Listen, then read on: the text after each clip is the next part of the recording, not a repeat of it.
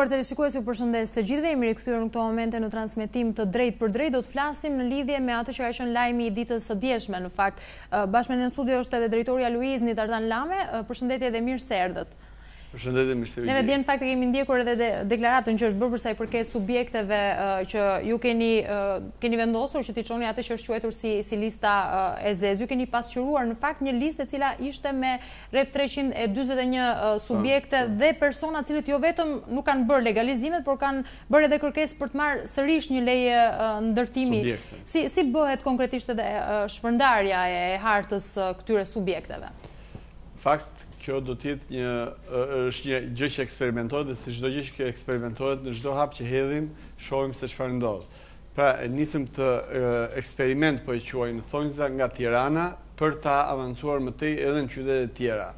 Lista që u publikua dje është një listë e parë bërë publike e subjekteve që përgjithsisht kanë probleme me pallate të cilat ose i kanë mbaruar dhe i kanë braktisur, ose i kanë mbaruar dhe kanë pasur shtesa pa leje, nuk është dhe janë procesin e legalizimit, ose kanë konflikte midis të ndërtuesve kështu me radhë, të cilat këto konflikte të tyre, këto braktisje, këto dhe lloj-lloj problematikash tjera, shkarkohen përgjithsisht mbi qytetarët, të cilët kanë hyrë në këto banesa, por nuk kanë asnjë dokument prodësie. Dhe është një problem tmerrsisht i lashtë në limitet e Shqipërisë gjithmonë, që do thotë ka filluar që nga vitet objektet më të vjetra që janë në këtë proces janë të 94-95-s.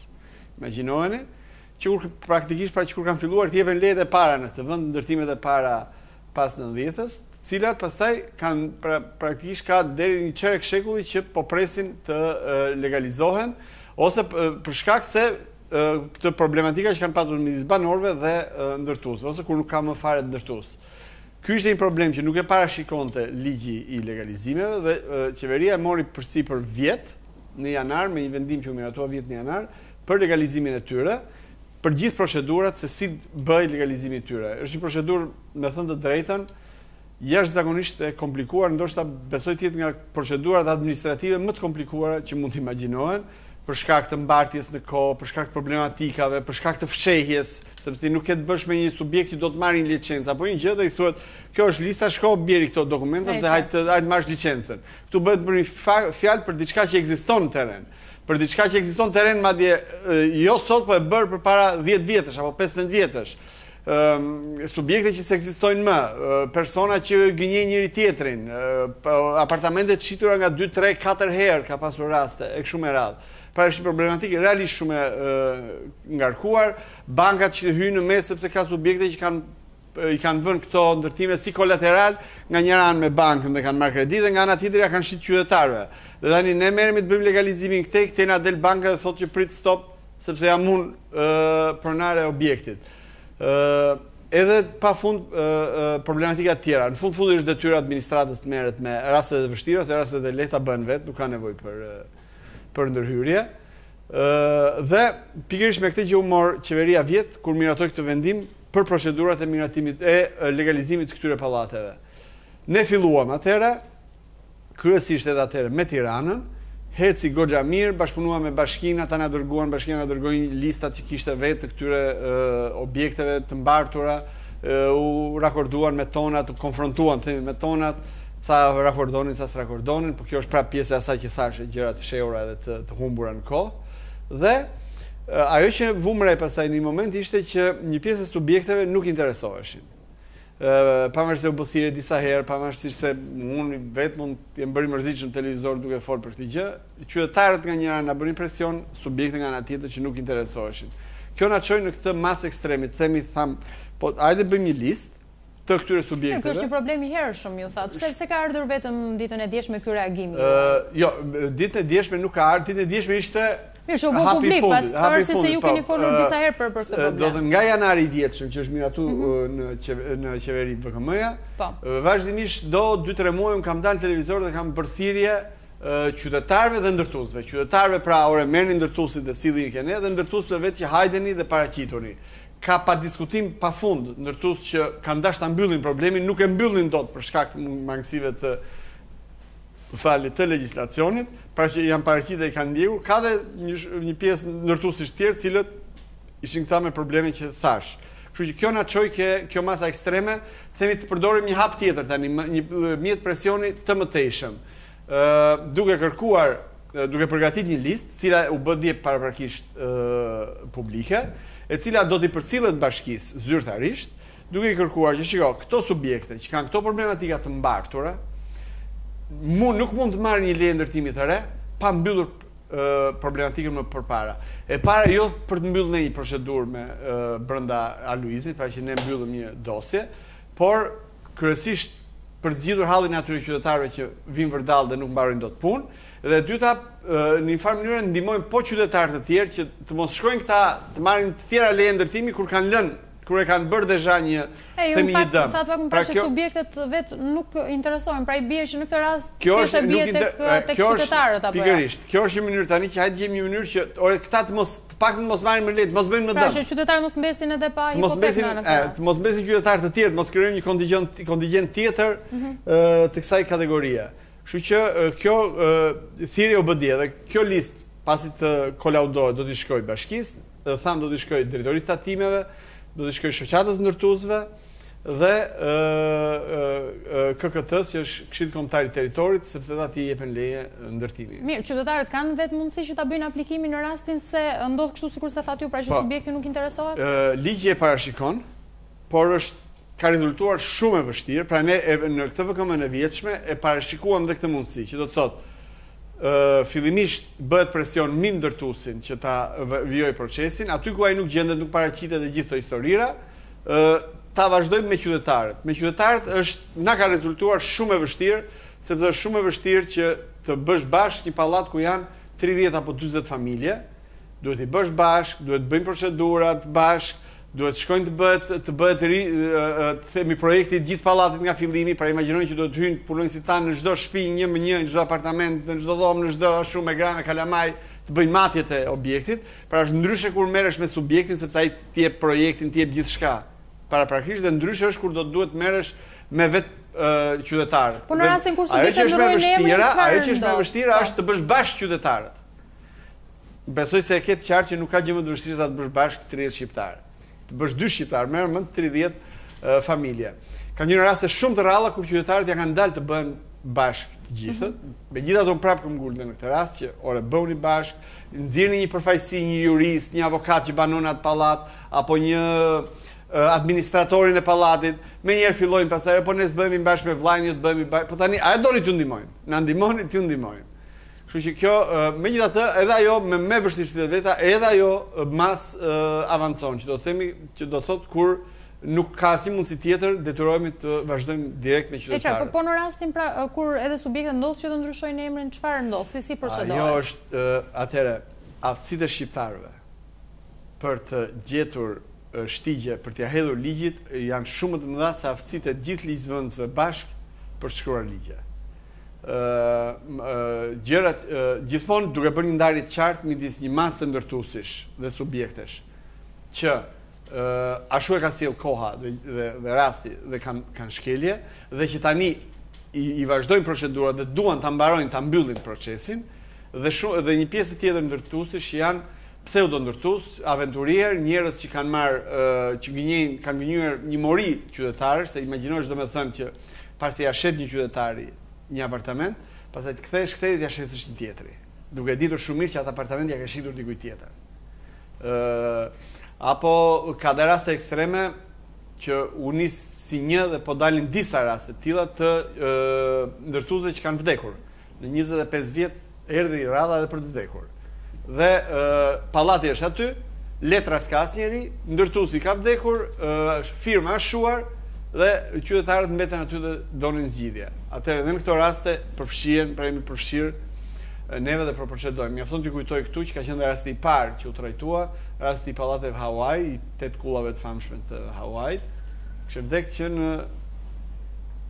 që në vitet 2000 dhe s'kishim asnjë dokument se nga ta kapnim këtë subjekt, kështu që u detyruam të bëjë gjithë me procedura nga fillimi. Por raste të tilla, edhe raste të tilla ekstreme ka pasur disa. Mirë, ju thatë pak më parë që është vështirë që të bësh edhe qytetarët të gjithë bashkë, por pse ndodh kjo gjë? Pasi të paktën qytetarëve u intereson pra që të marrin hipotekën, pasi në këtë formë regjistrojnë edhe asetet e tyre. Ke pallati ku banoj unë, të gjithë qytetarët, të gjithë banorët janë të interesuar që të ketë pastërti jashtë, por nuk merr mirë vesh që jashtë jetë pastër.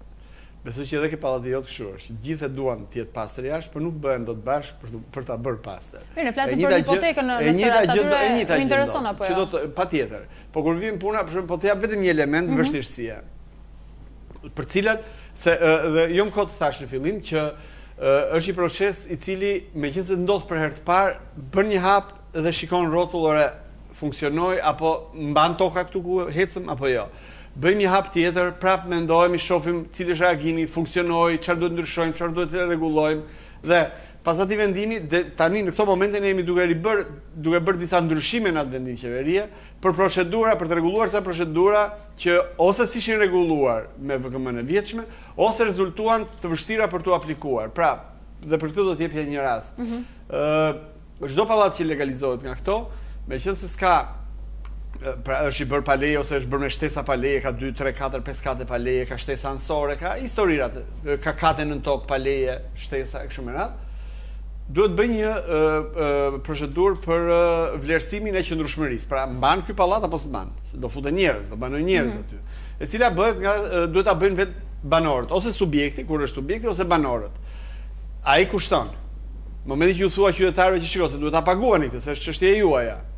Dhe aty filloj me njëherë, njëri thot dua ta paguaj, tjetri thot ç'të paguaj, unë e kam paguar një herë ndërtuesin s'jap më lek, tjetri thot s'jam unë këtu është qira xhiu, mbeti pa u paguar. Jam mjaftoj një element, dikush që thot jo dhe e bllokon gjithë pjesën tjetër të atyre që duan të avancojnë. Për këtë jemi duke ndryshuar për shembull tani me një ndryshim ka vendim qeverie që do ta marrë përsipër ta bëjë edhe këtë proces Aluiznit, pra qëndrueshmërinë e objektit. Dhe pastaj ta faturoj më mbrapa, gjejmë mënyrën për ta faturuar. Pra, aty ku nuk bën dot bashkë dhe kjo është një nga arsyet, edhe pse është prapë më mirë me subjektin, sepse kur ke subjektin, i angarkon subjektin dhe ke një subjekt që e paguan këtë dhe e di shumë mirë që duhet ta paguaj. Kur ke të bësh me banorët, është gjithmonë dalin me njëherë vështirësitë që janë më se normale. Por duhet të themi atë që është për të thënë që përgjithsisht banorët janë entuziastë për procesin dhe thonë aman. Të vazhdoj dhe të përshpejtohet. Nga vjet në janar është miratuar ky vendim qeverie, ka filluar të funksionojë diku nga marsi, sa filluan u bën përshtatjet e plotësimit dokumentacionit, dhe nga vjet në mars deri si vjet pra në një vit e 2 muaj janë legalizuar 102 pallate të tilla me 8200 e diçka, mos saktësisht nuk e mbaj mend, apartamente, dyqane shërbimi, parkime e kështu me radhë. Që do të thotë që në një vit arritëm të zgjidhim hallin e 8000 ca familjeve vetëm në Tiranë. Janë qindra të tjerë që presin dhe që jemi duke vazhduar. Kjo ishte edhe një nga arsyet që ndërmorëm të hap pak ekstrem. Ju në fakt e keni kërkuar bashkisë që mos miratojmë më leje për ndërtimet. Ndërkohë, si është komunikimi edhe me zonat bregdetare? A do të bëni të njëjtën kërkesë, si do të veprohet? Të thash që kemi mbyll procesin po e ndjekim një herë me Tiranën, pra të arrim kjo faza që t'ia çojmë dhe Bashkisë Tiranë dhe këtyre institucioneve të tjera që tham listën e Tiranës. Do kemi dhe një komunikim pastaj me bashkinë si qysh tek çka ka në shtesë, në ndryshim në përshtatjen në këto gjëra. Do shohim si do funksionojë me Tiranën dhe pastaj do avancojmë në qytete të tjera të mëdha. Pra ende nuk ka një plan veprimi? Do avancojmë me qytetet e mëdha që kanë këtë lloj problematike. Do avancojmë me Shkodrën, me Durrësin, me Elbasanin, me Fierin, me Vlorën. Që kanë e mbartin goxha bajagi fort këtë lloj problematike. Gjithmonë jo me Tiranë s'krahasohet asnjë. Është edhe normal për shkak të fluksit ndërtimor në Tiranë. Po zonat bregdetare? Dhe për zonat bregdetare ky lloj problemi nuk ekziston. Pra problemi i pallateve pa leje në zonë bregdetare ekziston brenda zonave turistike të formuara, themi në zonën e Golemit. I gjithë Golemi ka pafund objekte të tilla. Në mos gabohem, përpara 2 muajsh është miratuar plani i ri rregullues i Golemit dhe vetëm mbi bazën e atij plani dhe legalizimet në Golem gati nuk janë bërë fare pikërisht për të mos legalizuar Kuturu. Atëherë, mbi bazën e atij plani rregullues që është sapo është miratuar, do vazhdojnë legalizimet edhe në zonën e Golemit. Gjithmonë vetëm sipas planit rregullues që të të mos bëhet legalizimet kuturu në zona bregdetare. Ju na përmendën në fakt disa prej qyteteve kryesore, por vetëm Vlorë në qytet bregdetar. Nuk ka ende një plan pra për zonat bregdetare konkretisht se kur do të veprojë? Nuk e kanë këtë lloj problematike zonat bregdetare, përveç qyteteve, pra Vlora e ka. Pra nuk është një emergjente. Jo, Vlora e ka, Durrësi e ka. Të dy këto qytete që janë bregdetare dhe kanë Saranda e ka. Por bloku i parë i qyteteve jashtë Tiranës si do operojmë është këto që ju thash, pra Shkodër, Durrës, Elbasan, Fier, Vlorë, që kanë si problematik për pallatet e braktisura ose pallatet me shtesat pa leje, por që nuk janë atë peshë specifike që ka Tirana. Dhe në një farë mënyrë Tirana po na shërben si shkollë për të parë dhe gjërat që duhen përmirësuar. E qartë, mirë, në fakt e artikuluar prej jush dje ka qenë edhe shqetësimi përsa i përket burokracisë në institucionet përkatëse përsa i përket pra gjithë procesit të legalizimit, çka ka sjellë sigurisht edhe atë që është sorollatja e qytetarëve që edhe ju vetë e përmendët si shqetësim. Cilat janë këto institucione që kanë mungesë vullneti për të bashkëpunuar? Mungesë vullneti nuk ka asnjë, mungesë vullneti, vështirësi kanë shumë, ti them dhe vështirësitë. Por gjithmonë prap bëj një kujtesë. Ky proces po pajis me dokumentin më të rëndësishëm të jetës të pronësor të një familje shqiptare, pra procesi i legalizimit.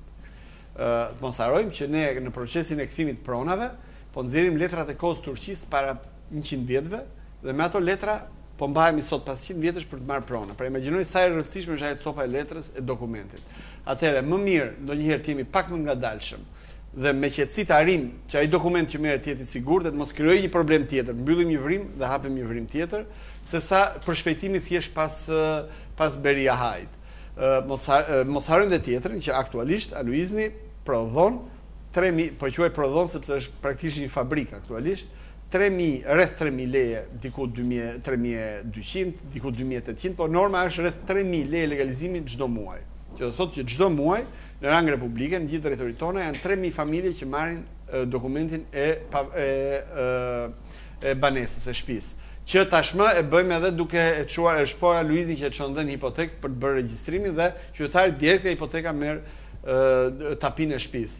Atëherë kjo shkakton dhe them atë unë gjithmonë prirem të them fren ndonjëherë ku është më mirë pak më ngadal, sepse realisht përsëris edhe një herë po i japim dokumentin më të rëndësishëm pronësor që do e ketë për 30, 40, 50 apo edhe më gjatë vite.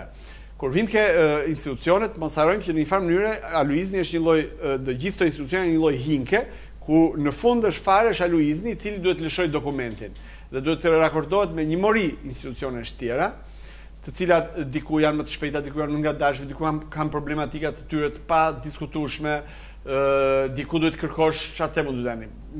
Gjëra që s'ti merr mendja, për shembull, çështjet e hekurudhës. Hekurudha, ti nëse janë objekte pranë hekurudhës, duhet marrësh një dakordsinë e drejtorisë përgjithshme të hekurudha që po është dakord me distancat. Diku ke probleme me distancat nga rrugët, do flasësh me drejtorin e rrugëve. Diku janë planet rregulluese, do flasësh me bashkitë për të marrë informacionin për planet rregulluese dhe rrjetin e infrastrukturës. Diku obore shkollash, diku gjithë problematikat e mundshme. Për të shkuar ke super problemi që është zyra e regjistrimit pasurive të paluajshme, hipoteka, e cila ka problematikat më të mëdha të mundshme dhe është problemi më i mahisur në shtetin shqiptar, i cili me cilin jemi duke bashkëpunuar fort, veçanërisht të 6 muajt e fundit, për ndryshimin e situatës atje dhe për harmonizimin sa më tjetë e mundur më shumë midis hipotekës e Aluiznit për produktin final. E qartë, ndërkohë, nga dhënat tuaja edhe sa dosje janë në zyrat e Aluiznit që nuk po pajisen me lejet e legalizimit? Sa duash ka. Sa duash. Ndonjëherë mua më thonë që bëhet ajo pyetja naive që kur mbyllet procesi legalizimeve. Ndërtimet pa leje kur do mbarojnë ndërtimet pa leje këtë vend. Ndërtimet pa leje do ketë gjithmonë. Është një proces që nuk do të vi fundi thoni? Jo, ndërtimet pa leje ka dhe në Zvicër, shkollët në Zvicër sot, do gjesh atje njërin që po ndërton pa leje, pa diskutim. Bëhet fjalë që sa është i kontrolluar procesi, dhe pa diskutim, aktualisht procesi i ndërtimit pa leje është shumë i limituar në kohë, në sipërfaqe dhe në hapësirë. Dhe është përgjithsisht tashmë ndërtohet pa leje brenda pronës tyre, që deja është i hapi madh mental përpara. Pra nga e faza ku ndërtojnë tokën e shtetit ose në tokën e tjetrit, zi tokë, okupohet toka e tjetrit me gjithë konfliktet që sillte mbrapa. Tani jemi paktën në fazën që aty ku ndërtohet paleje, ndërtohet brenda oborrit vet, shton një kat paleje, shton një dhomë paleje, po të paktën është brenda të themi oborrit vet. Edhe ky është një hap realisht konceptual përpara edhe i përgjithësi shoqërisë shqiptare. Masivisht procesi legalizive mbyllet me këtë mandat. Pa diskutim është fakti që tashmë është një rutinë që gati nuk i bën me përshtypje askujt, edhe këtë unë e quaj sukses, që nuk është me një show, por është një gjë që një fabrikë që prodhon qetësisht produktin e vet në funksion të qytetarëve, për ta mbyllur si proces në fund të mandatit. Në fakt, në listën që ju publikuat, paktën ka edhe kompani ndërtimi të cilat nuk kanë përfunduar atë që është edhe procesi i legalizimit. Ju keni bërë në fakt edhe thirrje vetë qytetarëve që mos blejnë tek këta ndërtues. Pyetja është nëse si procedohet konkretisht me kompanitë që mos blejnë tek këta ndërtues, pra që të kalojnë më saktë në sit për të marrë leje tek e ndërtimit në këtë rast.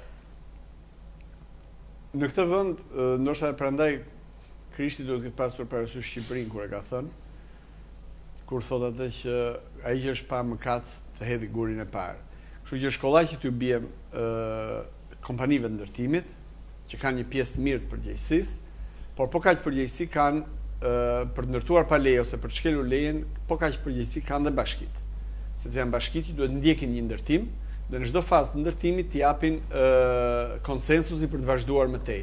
Dhe për sa kohë kemi një ndërtim pa leje, një ndërtim me shkelje, do të thotë që bashkia nuk e ka bërë, bashkitë përgjithësisht në Shqipëri nuk e kanë luajtur rolin e tyre. Po faj ka dhe shteti shqiptar, i cili ka lejuar këta ndërtues të ndërtojnë pa leje. Sepse ke pasur dikur atë që quaj dikur policia e ndërtimit, më pasur quajt IKMT-ja, që ajo ka lejuar të ndërtojnë pa leje. Ja u bën 2, po kanë faj vetë kompanitë e ndërtimit, tham, ja u bën 3, po kanë faj dhe qytetarët që hyjnë në pallat që s'kan mbaruar akoma, dhe që s'kan marrë lejen e shfrytëzimit, sepse ligji është shumë i qartë, ti nuk mund të hysh për të banuar në një pallat që nuk ka marrë akoma lejen e shfrytëzimit nga bashkia. Kështu që pjesë e gabimit, po e quaj me fjalën më të lehtë, jemi të gjithë. Të gjithë edhe qytetarët dhe institucionet dhe bashkitë dhe tërë bashkë. Ajo që është e rëndësishme tani është që po zgjidhim problemin, që është procesi i legalizimit të tyre. Qytetarëve ajo që unë i them gjithmonë është përpara se të blini një apartament, siguroni e parë që është me leje. Pra kontrolloni dokumentacionin se çfarë po blini, se po bën investimin, në shumë raste investimin më të rëndësishëm të jetës tënde. Sigurohu që ajo që po blen është me leje. Pastaj mos paguaj gjithë aparat pa marrë në fund dokumentin e pronësisë. Pra janë disa hallka ku qytetari duhet të jetë i kujdesshëm përpara se të operojë. Kjo ka të bëjë dhe me gjithë nivelin kulturor tonin që e filluam kapitalizmin, nëse bota ka filluar 1400, ne po e fillojmë në 2000 kapitalizmin. Në 1990 morën vesh që ka dhe kapitalizëm në botë. Pra kemi qenë dhe të papërgatitur në shumë momente e gjitha si shoqëri. Duhet të mësojmë edhe nga psimi. Pra edhe nga psimi atyre mira qytetarëve që kanë hyrë në mirëbesim, që janë mashtruar kështu me radhë, edhe ai është një mësim për gjithë të tjerët që kujdes kur blini apartamente, siguroni që subjekti të jetë i lishëm, siguroni që të ketë një leje ndërtimi, na pyesin neve nëse është e nevojshme, pyesin pranë bashkive, sepse çdo bashki është në gjendje të thotë që por ka leje ndërtimi për këtë pallat apo s'ka leje, e kështu me radhë. Sa vlerësojnë asetet që mund të zhbllokohen nëse regjistrohen këto? Pafund. Ju thash, brenda një viti, do të 1 vit e 2 muaj, janë çliruar 8200 diçka apartamente dhe ambiente shërbimi. Imagjinojeni se sa duhet shkojë gjithë stoku, i cili sot është i bllokuar pa dokumentacionin përfundimtar. E qartë mirë, për të mbetur pak edhe tek ato që janë, në fakt ne jemi të vetëdijshëm që akuzat për administratën të korruptuar në Aluiznit nuk kanë munguar dhe duket në fakt se ka edhe një përpjekje të procesit të legalizohet, të digitalizohet ose më saktë të ketë një kontakt me punonjësit e Aluiznit dhe të minimizohet kjo në mënyrë që të evitohen ato që janë edhe akuzat. Prapi drejtojmë Krishtit që ai që është pa gjunah le të hedhë gurin e parë. Nuk e di se sa gur do mbinin mbi kokë pasi thash këtë, por pa diskutim që administrata ka problemet e veta, ka probleme të nivelit administrativ, ka probleme të nivelit organizativ, ka dhe probleme të nivelit korruptiv. Qytetarët për shkak të kësaj shoqërie të mbarsur me këto lloj problematikash janë gjithmonë të prirur që çdo lloj pengese, çdo lloj zvaritje ta konsiderojnë që këtu po bëhet për të kërkuar para. Unë prapë ju drejtojmë qytetarët gjithmonë. Mos u merrni me sekserët që rinë rreth drejtorive të institucioneve tona. Dhe kur flas për institucionet tona, nuk flas vetëm për Aluiznit, flas edhe për Agjencinë e Trajtimit të Pronës, flas edhe për zyrat e hipotekës. Të treja këto institucione, për shkak të problematikave që mbartin dhe për shkak të nevojave që kanë qytetarët, janë notojnë në një qerthull sekserësh, përfituesish, spekulantësh të çdo lloji. Mos u merrni qytetar me këta. Qofse shkoni ke zyra e Aluiznit apo zyra e hipotekës, mos u merrni me ata që rinë jashtë derës, por shkoni brenda dhe kërkoni zyrtarin e shtetit i cili ka një emër dhe i cili është identifikueshëm. Mos e konsideroni çdo kërkesë që ju bëhet sikur mbrapa po bëhet me hile se duan të më. Nuk mendoni se procesi i legalizimit do ishte më mirë nëse do të digitalizojë në mënyrë që të minimizohej pra ajo që ti mund të digitalizosh diçka, të lutem. Ti mund të digitalizosh diçka që po e kërkon ex novo. Që do të thotë, ti je qytetari që kërkon një leje ndërtimi, për të bërë marrë lejen e ndërtimit sot është e digitalizuar. Në rregull, sepse ti ke dokumenta të cilët kërkojnë 1, 2, 3, 4 dokumenta. Plotsoj këto dhe do marrësh lejen e ndërtimit. Këtu po flasim për gjëra që kanë ndodhur në territor. Nuk ke çfarë ti digitalizosh letrave që ka fshatari në majt bandit. Nuk digitalizohet dot ky proces. Ky proces zgjidhet vetëm duke mbyllur sa më shpejt. Digitalizohet hipoteka, po, dhe është një projekt i cili është duke u zhvilluar në hipotekë dhe po mendohet që me legjislacionin e ri që po përgatitet për hipotekën, tezet shumë më përpara drejt përmirësimit të kartografisë të vendit. Por ky është një proces i mbartur nga e kaluara, ekzistues deja në terren, pra ti nuk ke çfarë të digitalizosh se e ke atje, e ka ndërtuar. Letrat ai s'kam letra. Do shkosh ti ti bësh gjitha nga fillimi. E kështu me radhë. Ajo që i drejtojmë për ta mbyllur këtë sistem, i drejtojmë prapë qytetarëve në këtë fushë, për të treja këto institucione, merruni me institucionin dhe jo me spekulantët dhe gjithë ata që rinë rreth këtyre institucioneve dhe shtiren si njoh këtë, kam atë, miku stërmiku e kështu me radhë. Pa vënë në diskutim faktin që ka probleme sa duash edhe të mitmarrjes së kështu me gjëra të këtij lloji. E qartë mirë, para se ta mbyllim në fakt ju keni bërë edhe një njoftim për media ditën e sotme zoti Elame. Çfarë përmban konkretisht? Është një njoftim për subjektet të ndërtuese apo jo? Ka diçka të re në këtë njoftim? Ka diçka të re. Pas publikimit të listës djeshme ne patëm 2 efekte të menjëhershme. Një efekt masiv të qytetarëve që shumë mirë aman shqyr jepini siç e kemi edhe ndonjëherë që marrim gjithë pastaj merja uni me zor, bëjnë kështu, bëjnë ashtu sepse ju kanë ardhen majt hundës, nuk kanë faj. Faleminderit tek gjithë këto gjëra, bravo që po e hesni kështu me radhë. Kjo është pjesa e qytetarëve, por nga ana tjetër patëm edhe shumë ankesa nga subjekte, të cilat e pan veten aty dhe me ose pa të drejtë na u ankuan, që do të thotë e pan veten aty për arsye nga më të ndryshmet. Na ankuar kanë filluar që dje pas dite dhe kanë vazhduar dhe sot gjatë gjithë ditës. Nuk e kemi ditur, nuk na ka lajmëruar njeri, nuk jam unë, po është një firmë tjetër që ka emrin ngjashëm me mua. Unë nuk kam aplikuar unë, pra subjekti që kanë aplikuar banorët, po kanë vënë emrin e subjektit. Subjekte që kanë ndryshuar emrat në vite, se flasin për 20 vjet ndryshime.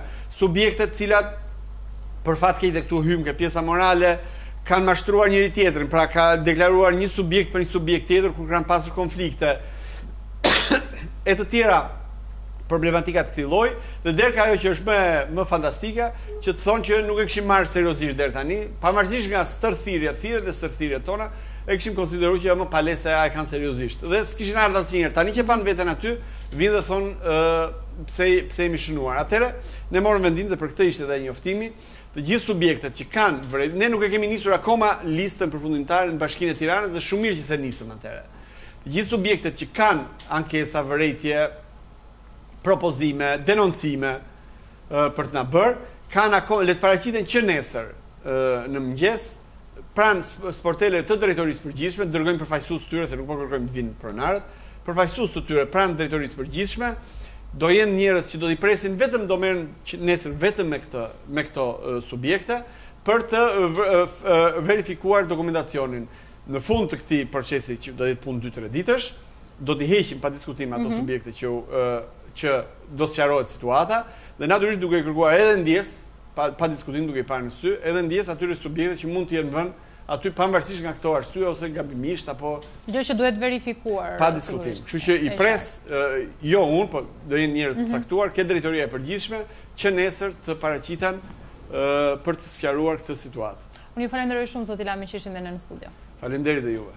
Të nderuar televizionistë, ne kemi ardhur këtu në fund të kësaj bisede. Ju falenderoj edhe juve për vëmendjen tuaj.